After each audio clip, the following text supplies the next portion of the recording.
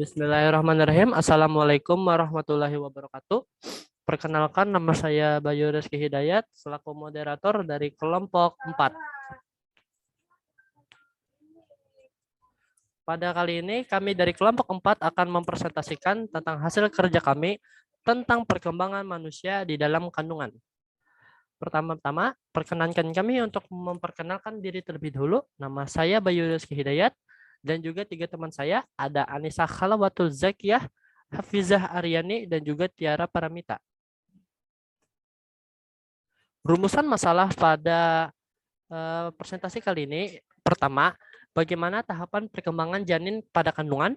Kedua, bahaya apa yang harus diperhatikan pada janin kandungan. Ketiga, bagaimana perkembangan fisik, intelektual, emosi, sosial, dan moral. Dan keempat, apa implikasi yang terjadi pada perkembangan dalam kandungan dan masa bayi. Terdapat 4 tujuan pada presentasi kali ini.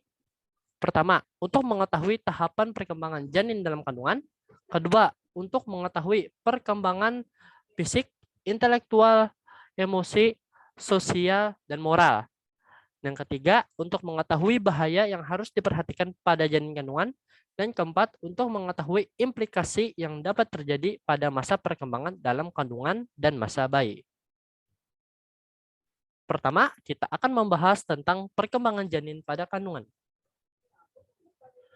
Pada minggu pertama, janin masih berbentuk seperti ovum karena pada masa itu sperma baru saja ingin membuahi ovum sehingga masih dalam berbentuk bulat atau bola seperti ada pada gambar. Nah, ovum inilah yang akan menjadi cikal bakal janin bermula. Pada minggu kedua, mulailah terbentuk beberapa lapisan-lapisan seperti ektoderm, mesoderm, dan juga endoderm. Dengan disertai adanya terbentuknya beberapa saraf, otot, perawan, dan lain-lain. Dan yang ketiga, pada minggu ketiga, mulai terbentuk beberapa organ-organ penting seperti otak, tulang belakang, kelenjar tiroid, organ jantung, dan pembuluh darah. Nah, dengan lapisan terluar embrio yang akan membentuk plasenta atau yang bisa kita sebut sebagai ari-ari. Dan pada minggu keempat, keberadaan organ-organ penting sudah terbentuk secara sempurna, mulai dari jantung, paru-paru, hingga pembuluh darah. Dan juga mulai terbentuknya kaki dan tangan sepanjang 5 mm. Pada minggu kelima, organ-organ penting sudah mulai terbentuk dan dapat digunakan, walaupun masih belum dapat digunakan 100%. Nah, dengan adanya tangan dan juga kaki, walaupun masih belum ada jari. Dan pada minggu terakhir, yaitu minggu ke-37 sampai minggu ke-40, janin sudah siap untuk keluar dari perut ibu, karena sudah mulai terbentuk organ, alat gerak, dan juga badannya sudah mulai terbentuk secara sempurna. Selanjutnya ada bahaya yang harus diperhatikan oleh ibu hamil. Ada 3 bahaya yang harus diperhatikan oleh ibu hamil. Pertama, saat masa kehamilannya. Kedua, pengaruh sinar X pada ibu hamil. Dan ketiga, saat proses kelahiran. Terdapat 8 larangan yang tidak boleh dilakukan oleh seorang ibu hamil. Pertama, memakan makanan mentah. Kedua, memakan makanan pedas. Ketiga, alkohol dan kafein. 4, ada merokok. 5, ada mandi air panas. 6, ada minum susu yang tidak dipauterisasi. 7, ada menjalani aktivitas berat. Dan yang terakhir adalah membersihkan kandang hewan peliharaan. Selanjutnya, pengaruh sinar X pada ibu hamil. Sinar X atau X-ray banyak digunakan pada benda atau tempat yang sering ditemui sehari-hari. Misalnya pada alat pemindai keamanan di bandara, rumah sakit, pusat perbelanjaan, atau gedung-gedung tertentu. Hingga kini, penggunaan sinar X masih sering menjadi perdebatan karena disebut bisa membawa dampak negatif pada tubuh manusia, terutama pada ibu yang tengah hamil. Sinar X sebenarnya tidak berbahaya bagi ibu hamil, bahkan tidak ada penelitian yang membuktikan kalau sinar X berbahaya bagi ibu hamil selama tidak terus-menerus terkena. Masih banyak perbedaan pendapat seputar rongsen saat hamil. Ada yang menyebut boleh, ada juga yang menyarankan agar tidak dilakukan. Meski begitu, Academy of Family Physicians menyebut bahwa rongsen saat hamil umumnya aman untuk dilakukan. Melakukan rongsen saat hamil disebut tidak akan meningkatkan risiko keguguran, cacat lahir, atau masalah perkembangan bayinya. Akan tetapi, jika ibu hamil terus-menerus terkena sinar X, maka akan ada beberapa kerusakan yang mengenai janin. Kerusakan tersebut adalah ketidakmampuan belajar, masalah pada mata, dan pemicu kanker. Intinya, semakin besar paparan atau tingkat radiasi yang diterima ibu hamil, maka akan semakin tinggi pula resiko yang bisa terjadi pada sang ibu ataupun pada janin. Next.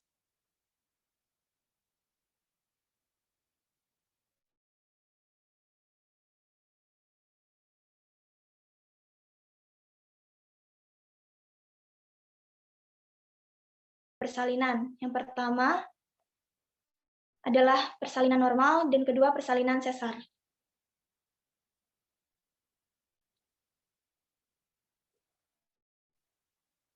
Tahapan dan proses persalinan normal.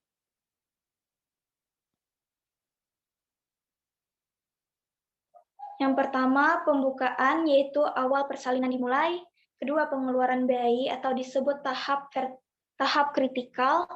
Yang ketiga, pengeluaran plasenta. Dan keempat, observasi.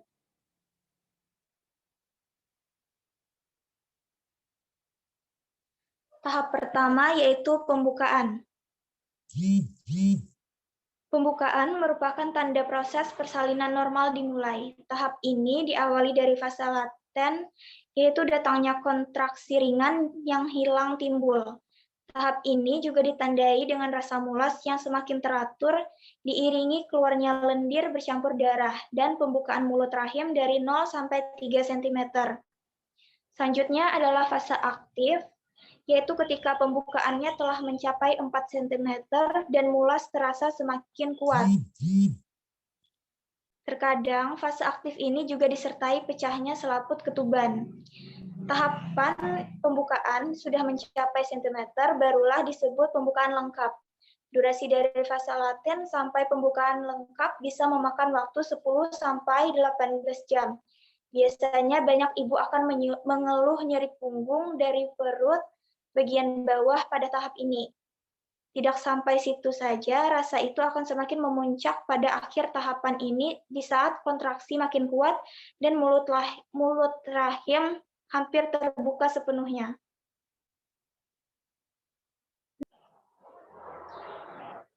Tahap kedua adalah pengeluaran bayi. Pada tahap ini barulah sang ibu boleh mengejan. Tahap ini sering disebut tahap kritikal karena semua prediksi awal persalinan bisa saja berubah dari perkiraan awal. Bila ada komplikasi persalinan, mau tidak mau persalinan akan diakhiri dengan sesar.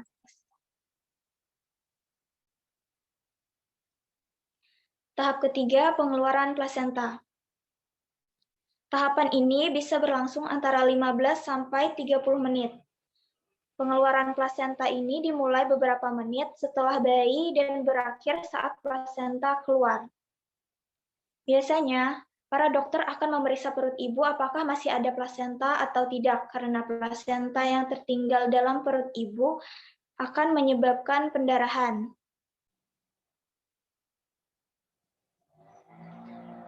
Yang terakhir adalah tahap observasi.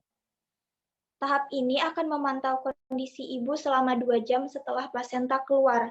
Terkadang ini dilakukan karena banyaknya masalah persalinan yang bisa muncul. Contohnya, robekan jalan lahir kembali berdarah.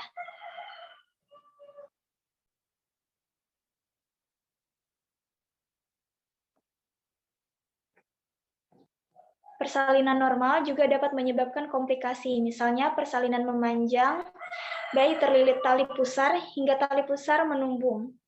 Menurut penelitian, seperti dilansir Reader's Digest, sebanyak 15-30% wanita yang melahirkan normal mengalami kerusakan otot dasar panggul.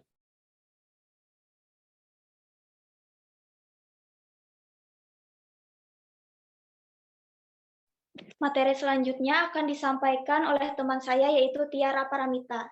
Kepada Tiara dipersilahkan. Operasi sesar. Operasi sesar adalah proses persalinan di mana bayi dikeluarkan lewat sayatan yang dibuat dalam perut. Ini dilakukan untuk mengeluarkan bayi melalui sayatan di perut dan rahim sang ibu. Prosedur ini dipilih ketika dianggap lebih aman bagi calon ibu dan bayi dibandingkan melahirkan normal. Prosedur ini bisa juga disebut sebagai sestio cesarean atau SC.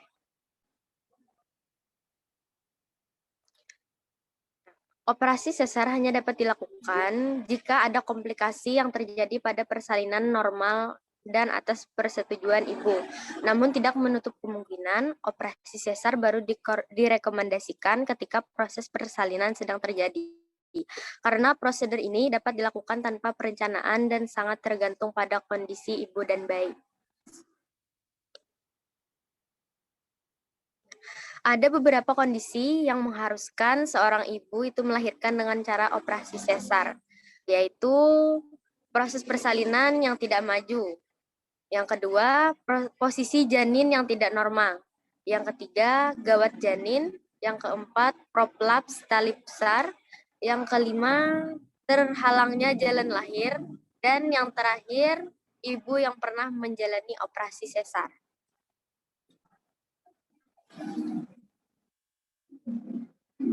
Berikut ini akan saya jelaskan tentang bahaya-bahaya yang harus diperhatikan terkait proses kelahiran.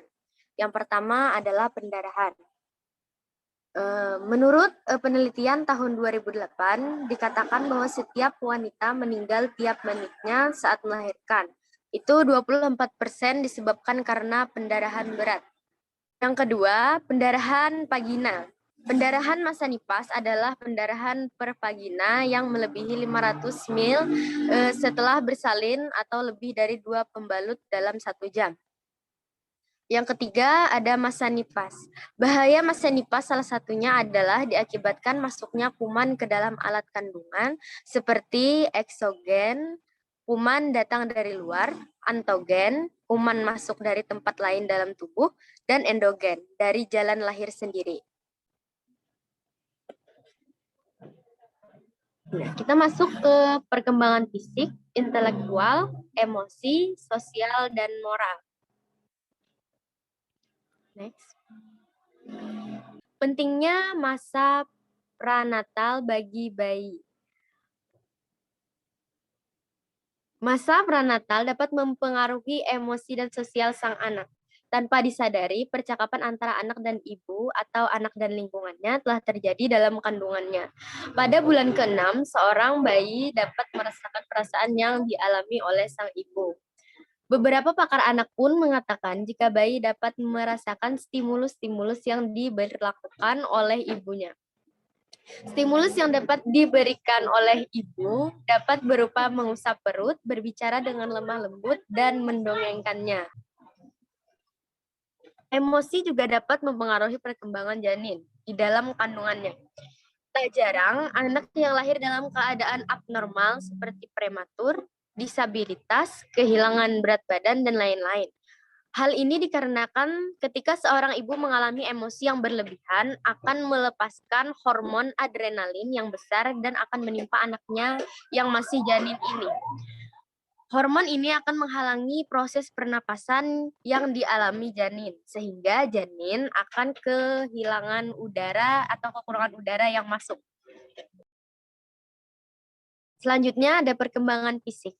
Pada masa ini biasanya terjadi penurunan berat badan atau akibat kesulitan bayi baru lahir untuk menyesuaikan diri secara cepat dengan lingkungan baru atau di luar rahim. Penyesuaian diri ini mencakup perubahan suhu, mengisap dan menelan, bernafas, dan membuang kotoran. Selanjutnya perkembangan motorik.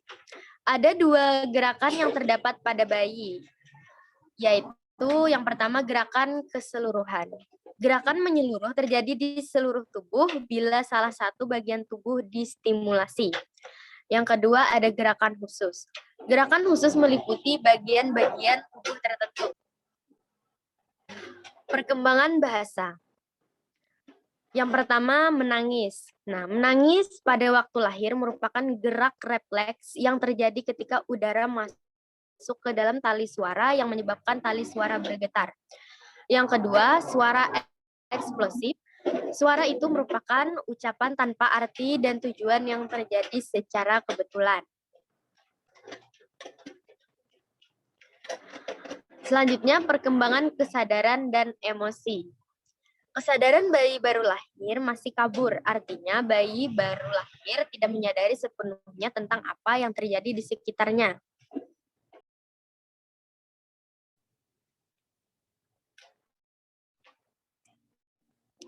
Implikasi perkembangan dalam kandungan dan masa bayi.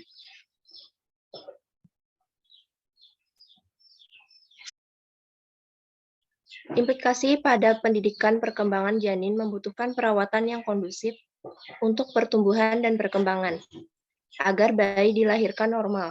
Bila terjadi hambatan dalam kandungan yang mencegah terjadinya perkembangan menurut waktu yang tepat, individu akan mengalami cacat yang dapat mengganggu selama hidupnya.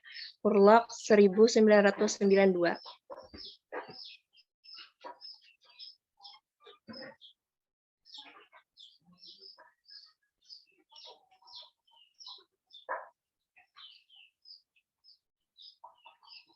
Faktor penyebab keabnormalan pada bayi. 1. Keguguran karena luka dan lain-lain. Faktor ini disebabkan oleh infeksi dan luka, kekurangan nutrisi, serta keracunan waktu dalam kandungan. Kedua, keracunan intosiation. Keracunan ini sewaktu ibu mengandung meminum obat penenang dan kontraseptif aktif yang sangat kuat, yang mengandung racun, namun obat tersebut gagal bekerja secara efektif. 3. Penyakit berbahaya yang mengancam janin. Sewaktu ibu mengandung, menderita penyakit korela, tipes, malaria, gondok pada usia kehamilan muda, sehingga terjadi keabnormalan pada sistem saraf.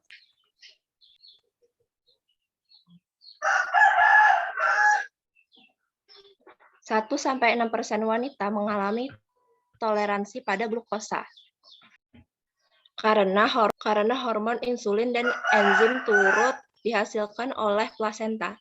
Menurut Rayburn dan Carey 2001, ada beberapa gangguan medis selama kehamilan, antara lain diabetes, obesitas, hipertensi, migrain, dan lain-lain.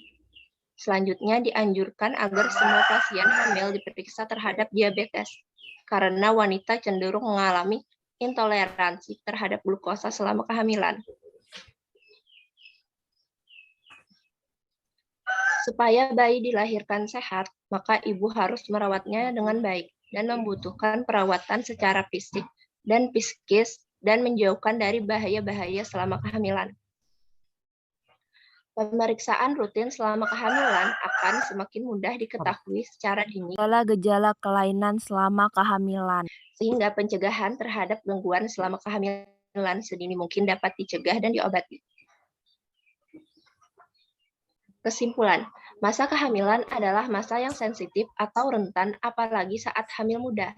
Banyak hal yang mungkin boleh dilakukan saat tidak hamil menjadi tidak boleh lagi dilakukan pada saat kehamilan. Contoh, mengangkat beban berat, merokok, meminum alkohol, dan lain-lain. Hal tersebut tidak boleh dilakukan karena akan mempengaruhi kondisi janin sehingga nantinya akan mempengaruhi kondisi perkembangannya. Baiklah, terima kasih atas presentasinya dan terima kasih telah menyaksikan presentasi dari kami. Jika ada salah kata mohon dimaafkan. Ada pertanyaan yang ingin ditanyakan, silahkan bertanya di WA Group. Terima kasih. Wassalamualaikum warahmatullahi wabarakatuh dari kelompok 4.